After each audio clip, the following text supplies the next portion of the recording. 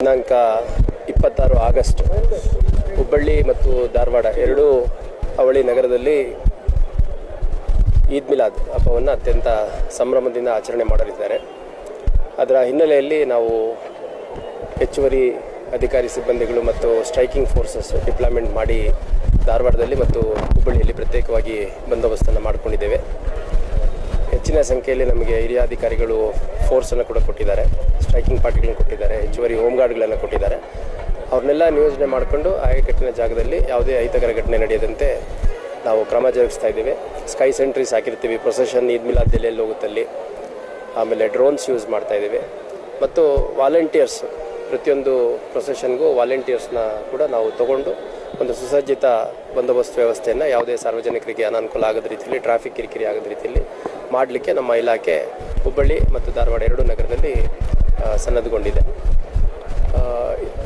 ಇದರ ಹಿನ್ನೆಲೆಯಲ್ಲಿ ಇವತ್ತೊಂದು ರೂಟ್ ಮಾರ್ಚನ್ನು ಈಗ ಎರಡೂ ಅಂಜುಮನ್ ಕಮಿಟಿ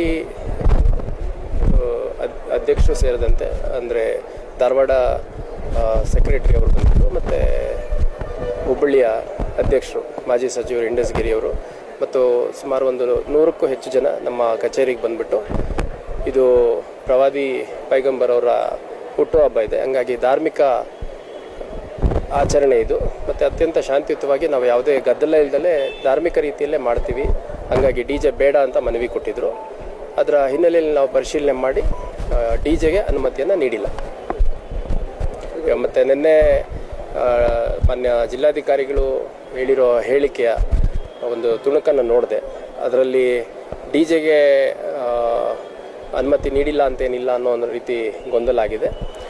ಅದೇ ರೀತಿ ಇಲ್ಲಿ ಕೆಲವರು 2-3 ಸೋಷಿಯಲ್ ಮೀಡಿಯಾ ಪೋಸ್ಟ್ಗಳಲ್ಲಿ ನಾನು ಡಿ ಜೆ ಪರ್ಮಿಷನ್ ಕೊಡಿಸಿದ್ದೀನಿ ಅಥವಾ ಡಿ ಜೆ ಪರ್ಮಿಷನ್ ತೊಗೊಂಡಿದ್ದೀನಿ ಅಂತೆಲ್ಲ ಮಿಸ್ಇನ್ಫಾರ್ಮೇಷನ್ ಸ್ಪ್ರೆಡ್ ಮಾಡಿದ್ದಾರೆ.